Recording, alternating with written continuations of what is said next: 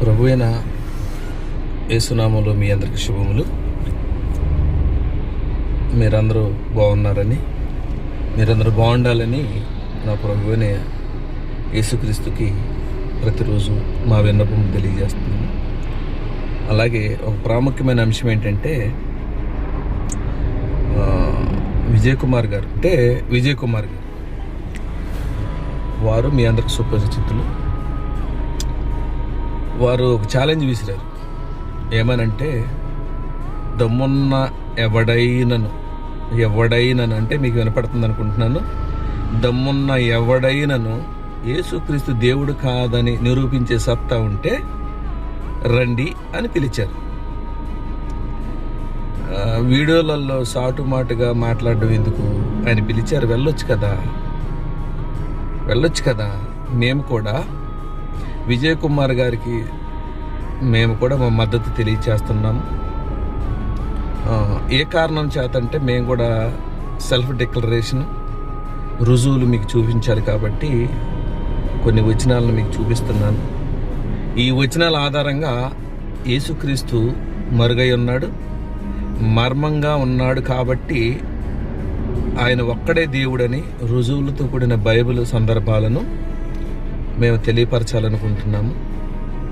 ఆయన మర్మము, మరుగై ఉన్నాడనే సందర్భాలు బైబిల్ నందు వ్రాయబడి ఉంటాయి. ఆ ప్రకారమే మేము ప్రభువైన యేసుక్రీస్తు నిజమైన దేవుడు అని బైబిల్ లేఖన ఆధారాలతో విజయ్ కుమార్ గారు నిరూపించడానికి సిద్ధంగా ఉన్నప్పుడు రావచ్చు కదండి. ఎందుకు మీరు యేసుక్రీస్తు శిలువ రక్తం మీద సంఘాలు కట్టి క్రైస్తవులమని చెప్పుకుంటూ యేసుక్రీస్తు దేవుడు కాదని చెప్తున్నారంటే మీకు అది తగదు. మీకు చాలా గొప్ప శిక్ష ఉంటుందనేది మీకు తెలియపరుస్తున్నాను. ఎవరైనా ఉంటే యేసుక్రీస్తు దేవుడు కాదనేవారు వాని ఛాలెంజ్కి ఒప్పుకుని వెళ్ళండి, బాగుంటుంది, చాలా బాగుంటుంది. ప్రభు అయిన యేసుక్రీస్తే మాట్లాడుకుంటారు, ఎందుకంటే ఆయన సత్యదేవుడు కదా, నిజమైన దేవుడు, రుజువులు కలిగిన దేవుడు. గాలిలో దీపం పెట్టి ఎక్కడో శూన్యంలో ఉన్నాడు అని మేము భావిస్తున్నామని చెప్తున్న అంధ భక్తులకు ఆయన ఛాలెంజ్ ఒక కనువిప్పు కలగాలని మేము కోరుకుంటున్నాం. జీవము కలిగిన వాడు ఖచ్చితంగా ఆయన తరపున ఆయన వాదించుకుంటారు. విజయ్ కుమార్ గారితో పరిశుద్ధ దేవుడు, నా ప్రభువును, నా దేవుడు, రక్షకుడు యేసుక్రీస్తు ఉన్నాడని మేము కూడా నమ్ముతున్నాము. బైబిల్ నుంచి ఒక చిన్న వాక్యాన్ని నేను చదివి వినిపిస్తాను. అది ఒకసారి మీరు చూడండి. 34 అంటే మార్క్స్ వార్త 4:34 ఇలా ఉంటుంది. ఉపమానం లేక వారికి బోధింపలేదు, కానీ ఒంటరిగా ఉన్నప్పుడు తన శిష్యులకు అన్నిటినీ విసిదపరిచను. ఒంటరిగా ఉన్నప్పుడు శిష్యులకు విసిదపరిచారంట, ఉపమానం లేకుండా ఏమీ మాట్లాడలేదు. ఆ శిష్యులే కదా దీన్ని రాసింది, లేఖనాలను ఆ శిష్యులే కదా ఉదహరించింది. ఆ మర్మమై ఉన్న క్రీస్తును, ఆ మర్మమై ఉన్న యేసుక్రీస్తును, ఆ మర్మమై ఉన్న యేసుక్రీస్తును, క్రీస్తు యేసును ఎందుకని వెల్లడిపరచలేదు అంటే, ఆయన మరణం కోసమే ఈ లోకానికి వచ్చారు. శరీరమందు ఆయన మరణం విధించుకుని పునరుత్థానం తర్వాత ప్రజలందరికీ పాప విమోచన కలగజేయాలని, మరణం చేత పట్టబడిన మనందరికి విడుదల కలగజేయాలని దేవుడు అనాది సంకల్పంలో కోరుకున్నాడు. కాబట్టి ఆయన ఆ సందర్భాన్ని మరుగు చేయవలసి వచ్చింది. ఈ అంధభక్తులకు అర్థం కావట్లేదు. ఆయన ఉపమాన రీతిగా చెప్పిన వాటన్నిటిని శిష్యులకు తర్వాత విప్పి చెప్పాడు. ఇప్పుడు మీకైనా సరే యేసుకు శిష్యులైతే తప్ప ఆ ఉపమానాలు మీకు అర్థం కావనేది మీరు దృష్టిలో పెట్టుకోండి. ఆ ఉపమానాలు మీకు రివీల్ అవ్వాలంటే పరిశుద్ధాత్మగా ఉన్న ప్రభువైన యేసుక్రీస్తు మీ హృదయాలకు అవి తట్టాలి, మీ జ్ఞానానికి అవి బోధించాలి అంటే మీరు యేసుక్రీస్తు శిష్యులు అవ్వాలి, అందులో అనుమానమే లేదు. సరే, ఇంకోటి చూద్దాం. ఏబిసి 3:11 కూడా చూద్దాము ఒకసారి. ఏపీసీ పత్రిక 3:11 కూడా ఒకసారి చూద్దాము. 3:11 దేవుడు మన ప్రభు అయిన క్రీస్తు యేసునందు చేసిన నిత్య సంకల్పము. దేవుడు అంటే అదొక మనిషి, అదొక ఆకారము. ఆ దేవుడు అనే పదార్థం మనలాగా ఉంటాడని భ్రమలో బతుకుతున్నట్టున్నారు. దేవుడు అనే పదాన్ని విశ్వపదంగాను, అన్ని గ్రంథాలలోనూ, ఖురాన్లోను, వేద గ్రంథాలలోను, భగవద్గీతలోను, బైబిల్లోను, ఇంకా భూమి మీద ఎన్ని గ్రంథాలు ఉంటే అన్ని గ్రంథాలలో దేవుడు అనే పదాన్ని ఎందుకు రాశారో తెలిసిన? దేవుడు నీకు దేవుడు అయితే మరి ఆ గ్రంథంలో ఉన్న దేవుడు ఎవరో? అంతమంది దేవుళ్ళు ఉన్నారని ఒప్పుకుందామా? దేవుడు ఒక్కడే కదా విశ్వసృష్టికి కారణం. దేవుడు అనే పదానికి అర్థం ఏంటో తెలిసిన? దైవత్వము, దైవత్వము, దైవత్వము అనగా మానవునికి భిన్నమైనది అన్నింటినీ కలగజేసినది. అది దైవత్వము అంటే ఆయనలో ఉన్న ఆ బలవంతుడు, శక్తి, ఆయన మహిమను గురించి చెప్పే పదమే దేవుడు అనే పదం. ఓకేనా? చేసిన నిత్య సంకల్పం, యేసునందు చేసిన నిత్య సంకల్పం అంటే యేసు పరలోక రాజ్యంలో ఉన్నాడు, ఆయనతో మాట్లాడి నిత్య సంకల్పం చేశాడని కాదు. ఆ సంకల్పం అనగా అదృశ్యునిగా ఉన్న దేవుడు ఆయన తనలో తాను సంకల్పించుకున్న సందర్భాన్ని భూమి మీద శరీరం ధరించుకుని వచ్చి నెరవేర్చిన సందర్భాన్ని మర్మము మరుగు చేయుట అన్నాడు. క్రీస్తు మర్మము అనగా మత్తయి 1:16 ఇలా చెప్పింది. క్రీస్తు అనబడిన యేసు పుట్టెను, క్రీస్తు అనబడిన యేసు పుట్టెను. క్రీస్తు అని ఎక్కడ అనబడ్డాడు అంటే, క్రీస్తు అనగా యోహాను సువార్త ప్రకారం ఎల్లప్పుడూ ఉన్నవాడు, ఉండువాడు, ఎల్లప్పుడూ ఉండువాడు. మోసే సందర్భంలో కూడా మోసే యెహోవా దేవుణ్ణి నీ పేరేమని అడగగా ఉన్నవాడనని చెప్పాడు. యెహోవా అనే పదం ఒక పదం అని, యెహోవా ఒక పేరని, యెహోవా అంటే ఒక వ్యక్తి అని మీరు మాట్లాడుకుంటున్నారు. లేదు సుమి, మీరు పొరపాటు పడుతున్నారు. యెహోవాకు అర్థము రక్షకుడు అని అర్థము. యెహోవా అనగా రక్షకుడు అని అర్థము. ఆ రక్షకుడు లోకాసు వార్త 1:8 ఇలా ఉంటది అనమాట. ఇశ్రాయేలు దేవుడు ప్రజలకు దర్శనం ఇచ్చాడు. అంతకుముందు ప్రజలకు దర్శనం ఇచ్చాడా? తను కోరుకున్న వాళ్ళని ఏర్పాటు చేసుకున్న వాళ్ళకి ఆయన దర్శనం ఇచ్చాడు. ఎలాగూ దర్శనం ఇచ్చాడు? మహిమ స్వరూపంతో. మహిమ స్వరూపం అని ఎలా చెప్తావు అంటే, మహిమ యేసుక్రీస్తు ప్రభువారు శరీర రక్తమాంసాలు విడిచిపెట్టబడిన తర్వాత ఆయన ఎలా ఉన్నాడు? అందరికి ఎలా కనిపించాడు? 500 మంది కంటే ఎక్కువ మందికి ఎందుకు కనిపించాడు? ఎలా కనిపించాడు?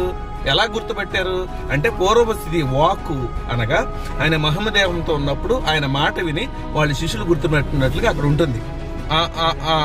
ఈ చొప్పున పరలోకములో ప్రధానులకును అధికారులకును సంఘం ద్వారా తన యొక్క నానా విధమైన జ్ఞానము ఇప్పుడు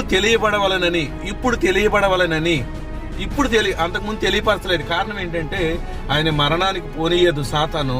ఆయన బాల్యంలో ఉన్నప్పుడు ఆయన చంపాలనుకుంటుంది. అందుకే హేరోదును ప్రేరేపించి 2 సంవత్సరాల్లో పసిపిల్లలను చంపించింది. ఆ తర్వాత ఆయన మరణానికి అప్పచెప్పకుండా, శిలువ మరణానికి పోకుండా ఆపాలని ఎంతో ప్రయత్నం చేసింది. ఎందుకంటే ఆయన మరణం సమస్త ప్రపంచ విశ్వానికి ఒక మేలుకొలుపు, పునరుత్థానము, మరల దేవుని రాజ్యంలో మన నిత్య జీవంలో ఉండటానికి ఒక మార్గం సుగమం చేసింది. అందుకే నేనే ఆయనని మీరు విశ్వసించాలి. నేనే మార్గమును, నేనే సత్యమును, మీరు చెప్పేదంత అబద్ధమని. నేనే అనే పదానికి మరెవరూ లేరు, వేరొకరు ఉండరు, ఉండబోరని అర్థము. ఆ నేనే నిత్య జీవాన్ని అంటే యేసుక్రీస్తులో నేనే నిత్య జీవం అంటే తండ్రిలో నిత్య జీవం అన్నట్టు. ఆ తండ్రి అనే పదం మరుగు చేయబడిన పదం. తండ్రి అనే పదాన్ని మర్మం లేకుండా ఏమీ మాట్లాడలేదు. తండ్రి అనే పదాన్ని మర్మంతోనే మాట్లాడారు. మర్మము అంటే మీకు చెవిలో చెప్పాడా? తండ్రి అనేది మర్మం అని మీకు అర్థం కావట్లేదా? తండ్రి యందు నేనును, నా యందు తండ్రి అంటే, తండ్రి యందు ఈయనుంటే ఎవరవుతారు? తండ్రి యందు ఈయనే ఉంటే ఏమవుతాడు? అసలు మీకు మైండ్ పనిచేస్తుందా? ఓకేనా? ఒకరు పెద్ద మేధావుల్లాగా తండ్రి అంటే తండ్రి అని. ఏం తండ్రి? ఎవరికి తండ్రి? ఎక్కడ తండ్రి? తండ్రి ఎలా ఉంటాడు? అదృశ్యంలో ఉన్నాడా? అక్కడ పదార్థం ఉన్నట్టు. అరే మీరు అల్లుతున్న కథలో నవ్వుకోలేక చేస్తున్నాం. ఒకడు సూటు బూటు వేసుకుని పెద్ద మేధావుల్లాగా మైక్ ముందుకు వచ్చి మీరు మాట్లాడుతుంటే చాలా ఆశ్చర్యంగా ఉంది, చాలా కామెడీగా ఉంది. నాన్న ఒకసారి ఆలోచించండి. ఇప్పుడు గొర్రెల కాపరంటే గొర్రెలు కాచుకునేవాడు, గొర్రెలు అంటే మీరు, నక్కలు అంటే ఏమో నక్కలే అనుకుంటున్నారా లేదా మనుషులు అనుకుంటున్నారా? నక్కలు అనే దగ్గర మనుషులు అనుకుని, తోడేళ్ళు అనే దగ్గరేమో మనుషులు అనుకుని తోడేలు కాకుండా, అంటే ఇక్కడేమో తోడేలు అంటే తోడేలు తీసుకుంటారా? మనుషులు తోడేలుగా పోల్చాడా? తోడేళ్ళు అంటే దొంగలని మీరని కాదా? నక్కలు అంటే మీరని కాదా? దొంగలు అంటే మీరు కాదా? కపట వేషధారులు అంటే మీరు కాదా? ఇలాగూ వేషధారం ధరించిన మిమ్మల్ని దేవుడు ఎన్నిటితో పోల్చాడు? అందులారా అంటే ఏంటి? అంటే కళ్ళు లేవనా? కబోదులనా? బుద్ధిహీనులారా అర్థం చేసుకోండి. తండ్రి అంటే తండ్రి అని కాదు, సృష్టికర్త, సంకల్పించిన వాడు, దీని అంతటి కారణ సంభూతుడు, శరీరం ధరించుకుని రావటానికి ముందుగా ఉన్న తన పూర్వస్థితిని అనగా వెలాసిటీని ఆయన అలా ఉదహరించారు వాక్యంలో. దాన్నే మరుగు చేయట మర్మము. క్రీస్తు మర్మం అంటే అర్థం అది. కాబట్టి కనీసం ఆలోచించండి, బుద్ధి పెట్టుకుని ఆలోచించండి. కరుణాకర్ సుగుణాకి, ఆడు దాస్కి, ఆడు సనాతన గోపికి, హమార ప్రసాద్కి, ఇంకెవడికో అర్థమైనట్లే మీకు అర్థమైతే వాళ్ళకి మీకు తేడా ఏంటి? వాళ్ళు ఆ మతంతో వాళ్ళు సంపాదించుకుని బతుకుతున్నారు, మీరు మీ మతంతో సంపాదించుకుని బతుకుతున్నారు. అసలు సృష్టికర్త ఎవరో, దేవుడు ఎవరో, ఎలా ఉంటాడో, ఆయన మర్మాలేంటో, ఆయన మరుగు సంగతులేంటో, ఆశ్చర్యకరమైన సంగతులేంటో కనీసంగా ఆలోచించకుండా మీరు ఆ స్టేజ్ మీద నుంచి మాట్లాడుతుంటే మాకు వాంతులు వస్తున్నాయి. సిగ్గుపడండి, సిగ్గు తెచ్చుకోండి, బుద్ధి తెచ్చుకుని వెతకడానికి ప్రయత్నం చేయండి. ఇవన్నీ కూడా మీరు మనసు పెట్టి ఆలోచించాలని బ్రదర్ విజయ్ కుమార్ గారు ఛాలెంజ్ని స్వీకరించి, మీరు దాన్ని స్వీకరించి యేసుక్రీస్తు దేవుడు కాదు అని నిరూపించడానికి మీలో ఎవరైనా వస్తే మేము కూడా కొంత నేర్చుకుంటాం. దేవుడు మిమ్మల్ని దీవించిన గాక. మీరు దేని మీద సంఘాలు కట్టి కోట్లకు పడగలెత్తి ఉన్నారో, మీ దుర్గాలు అంటే పడదోయి జాలనంత దుర్గాలు కట్టుకుని మీరు దేని మీద నివాసం ఉంటున్నారో దానిని పడవేసే రోజు త్వరలో ఉన్నాయి. ప్రభు అయిన యేసుక్రీస్తు మిమ్మల్ని క్రీనీటకు తీసుకొస్తాడు. మీరు లయమయ్యే పరిస్థితి త్వరలోనే ఉంటుంది. మనం డిబేట్లో కలుసుకుందాం. మేము కూడా ప్రేక్షకుల్లాగా మీకోసం చూడటానికి వస్తాము. దేవుడు మీ అందరిని దీవించిన గాక. మీ జ్ఞానానికి ప్రభు అయిన యేసుక్రీస్తు ఎవరో అర్థమవులాగా చెయ్యును గాక. ఆమేన్.